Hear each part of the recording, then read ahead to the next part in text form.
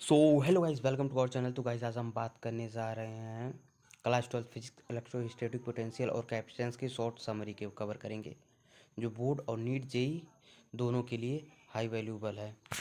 इस वीडियो में देखिए, हम सिर्फ नॉर्मली समरी देख रहे हैं, तो इसमें डिफिनीसन की फार्मूला और कॉमन क्वेश्चन का पैटर्न देखेंगे। इसमें ज़्यादा बोर्डिंग थ्योरी पूरा कंप्लीट नहीं करेंगे। इसमें मेनली समझ लीजिए कि पूरा चैप्टर का ओवरव्यू और समरी लेक्चर रहेगा। इस चैप्टर में मेन दो आइडियाज़ हैं। पहला है इलेक्ट्रोस्टैटिक पोटेंशियल, दूसरा है कैपेसिटेंस। ये जो क्वेश्चन में दिया है उसी को हम डिफाइन करेंगे, जो टॉपिक दिया है चैप्टर का। अब इलेक्ट्रोस्टैटिक पोटेंशियल में क्या होता है कि किसी पॉइंट्स के पोटेंशियल की में क्या होता है, इसमें इसको हम पढ़ेंगे।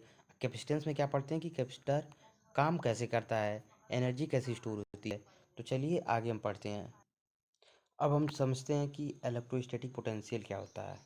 इसमें क्या होता है कि जब +1 यूनिट चार्ज को पॉइंट ए बी तक लाया जाता है, तो जो काम किया जाता है उसको पोटेंशियल डिफरेंस कहते हैं। नहीं समझे?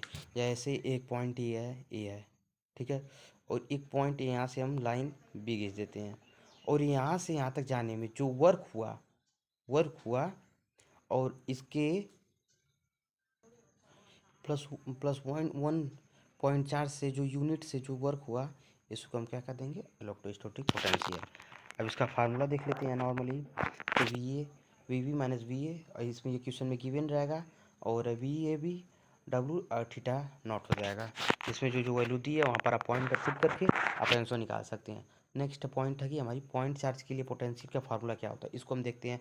तो पॉइंट चार्ज के लिए क्या होता है कि 1/4 पाई ई नॉट क्यू अपन आर हो जाएगा। अब इसमें क्या होता है कि जैसे जैसे डिस्टेंस बढ़ती है पोटेंशियल कम होता है इन्फिनिटी पे, पर पोटेंशियल जीरो माना जाता है।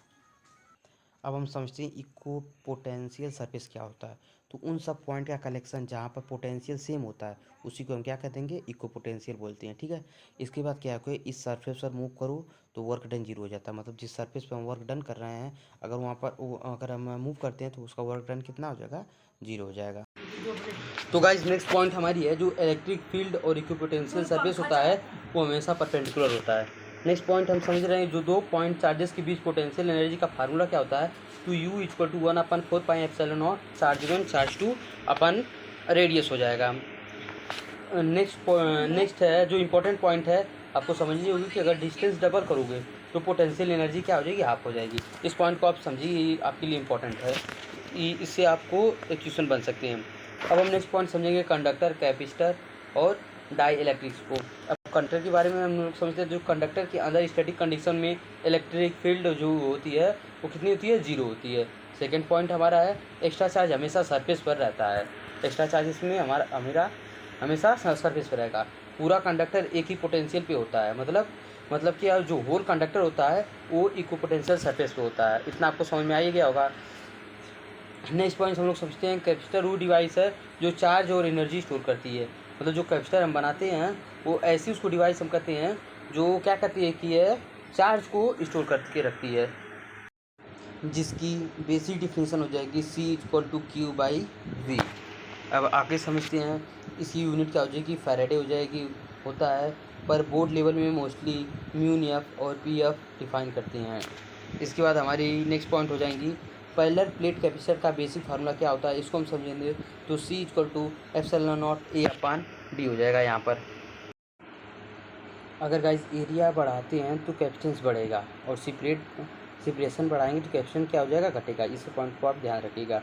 अगली पॉइंट हमारी है, अगर कैपेसिटर के बीच में कोई इंसल्टिंग मटेरियल डाइलेक्ट्रिक डाल देते हैं तो कैपेसिटेंस क्या हो जाएगा, इंक्रीज हो जाएगा। तो क्या हो जाएगा कि K डाइलेक्ट्रिक कांस्टेंट ग्रेटर क्या होता है देन 1 से क्या हो जाएगा, ग्रेटर। अब हम समझते हैं सीरीज और पैरेलल कैपेसिटर एनर्जी के लिए। इसमें क्या हो जाएगा, जब कैपेसिटर सीरीज में होता है तो सब क्या होते हैं, सब पर सेम चार्ज लगता है। दूसरा, टोटल पोटेंशियल डिवाइड होता है। इसका फार्मूला अगर हम लिखेंगे, अगर सीरीज में कोई चीज़ दी हुई है उसका फार्मूला निकालना है तो 1C equivalent equal to 1/C1 + 1/C2, ये आगे डॉट डॉट करते हुए इन्फिनाइट तक चला जाएगा। इसमें जितना भी दिया रहेगा वहाँ तक चला जाएगा। उसके बाद जब कैपेसिटेंस पैरेलल में होते हैं, इसके बाद हम समझते हैं सब पर क्या होगा, सेम वोल्टेज लगेगा। टोटल चार्ज ऐड होता है इसमें क्या होगा, अगर इसका फार्मूला अगर C इक्विवेलेंट निकालना है तो C1 + C2 + C3 dot dot करते हुए इन्फिनाइट तक चला जाएगा। जितना दिया रहेगा उतना ऐड हो जाएगा। उसके बाद कैपेसिटर चार्ज होना पर एनर्जी स्टोर होती है, उसे इलेक्ट्रोस्टैटिक पोटेंशियल बोलते हैं। इसका फार्मूला को यूज दिया तो U equal to 1/2 C B का square equal to 1/2 Q square C square equal to 1/2 Q B हो जाएगा। इसी फॉर्मूले में सारी वैल्यू रख देंगे तो जो निकालना है वहाँ से आपका निकल जाएगा। अब गाइस जो बेसिक चीज़ें छूटी उसे हम समझ लेते हैं। पहला, इलेक्ट्रोस्टैटिक पोटेंशियल क्या है, स्केलर क्वांटिटी। दूसरी पॉइंट, कंडक्टर के अंदर ई की वैल्यू का भी जीरो हो जाएगी सरफेस पे जो होगा। तीसरी पॉइंट, कैपेसिटर चार्ज और एनर्जी स्टोर करता है। चौथी पॉइंट गाइस बोर्ड एग्जाम में कैपेसिटर कॉम्बिनेशन से, पॉइंट चार्ज से और डाइपोल के पॉइंट से क्वेश्चन ज़्यादा आता है, जिसको आप बढ़िया समझ लीजिएगा। उसके बाद अगर ये समझ आपको अच्छा लगा तो वीडियो को लाइक कर दीजिए, चैनल को सब्सक्राइब कर दीजिए और कमेंट में जिस टॉपिक को समझनी चाहिए उसको आप कमेंट